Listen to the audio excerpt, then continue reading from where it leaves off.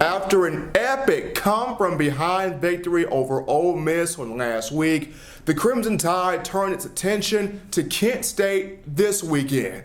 And with that being said, welcome inside 16 and counting, Touchdown Alabama Magazine's premier football show, coming to you from the gorgeous Courtyard Marriott Hotel in Tuscaloosa, Alabama. I'm joined each and every week by the man of Texas, Ivan L. White. I am Stephen M. Smith, and Ivan, what a comeback that was. Yes, it was, Stephen. It was one of those games where down the road, you're going to know where you were on that Pacific Saturday when Ole Miss and Alabama fought that intense battle that happened this past Saturday. And everybody's going to remember the final score, obviously, but everybody's also going to remember those plays by Jalen Hurts. The amount of fortitude that this team showed on Saturday cannot be talked about enough.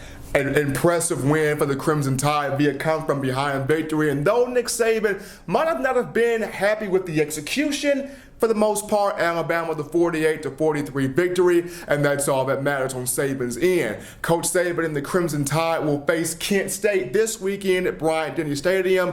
Kent State, Saban's alma mater, and one of the keys to victory for the Golden Flashes will come at the quarterback position. MYLIK Mitchell, who's passed for 353 yards, 5 touchdowns, 1 interception this season. Western Kentucky was able to space Alabama's defense out with Mike White.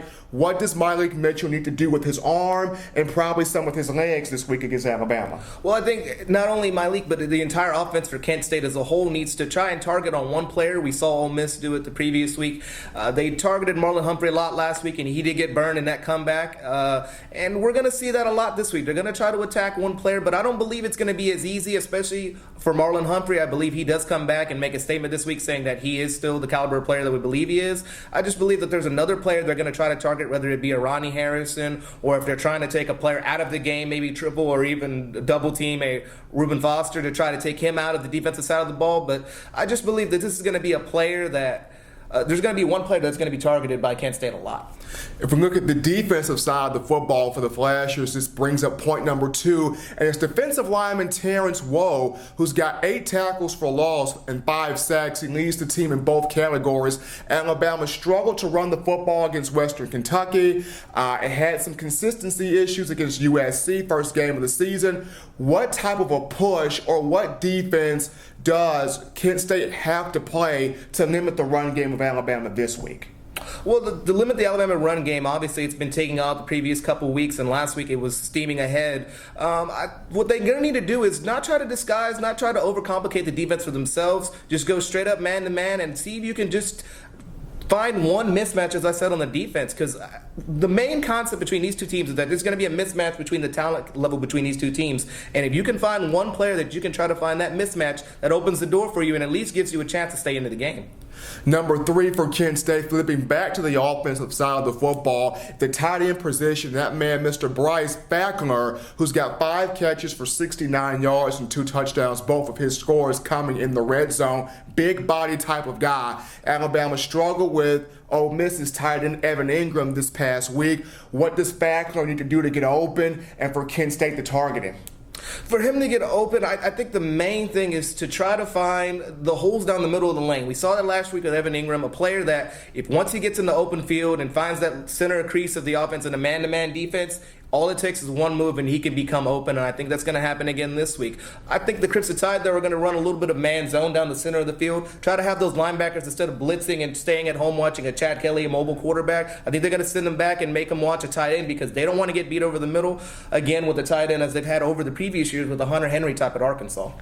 As we flip this now, or before we flip this now to prediction time, we look at wide receiver Ardarius Stewart, who suffered a knee sprain against Ole Miss.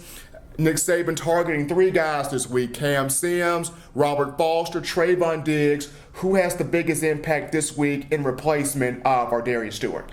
Well, I think it's going to be Foster, and that's the only reason I say Foster is because last year, before his injury, he was doing so great. He had a lot of momentum, and he was a player that was looking on the caliber of a Calvin Ridley. And the injury happened, and the blocking has not been there for him. He needs to improve on that a lot, and obviously in a Lane Kiffin system with a lot of wide receiver screens and a lot of runs to the outside, receiving blocking is a key thing in this offense. So I think he's going to have to go out there and show that not only he still has the talent that he had to catch the balls, but also that he's improved in practice and made those steps forward in a blocking level as well. You have Robert Foster. I'm going to go with Cam Sims, the 6'5", 203-pound junior from Louisiana. Talented receiver. He's had some injury issues to his own right, but still a guy that can get it done. We get into our predictions here. Alabama, Kent State, bad man from Texas. What you got? In this contest, I think Nick Saban and the Crimson Tide, obviously Nick Saban playing his alma mater doesn't want to run up the score, but I do think in this contest the Crimson Tide are going to come out here and try to make a statement. I think the Crimson Tide will come out victorious in this one, 38-7. They score a lot of points, try not to embarrass Nick Saban's alma mater, but also say that we are still the number one team in the country.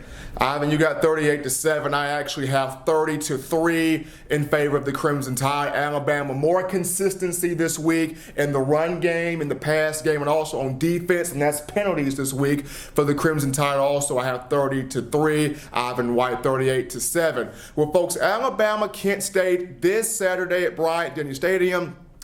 September 24th, 2016, 11 a.m. is the kickoff Central Time, that being. SEC Network is going to call the action. For all of us here at touchdownalabama.com, he's Ivan White. I be yours truly, Stephen M. Smith. Enjoy the game, folks, and until next time, so long, everybody. And roll Tide. Roll Tide.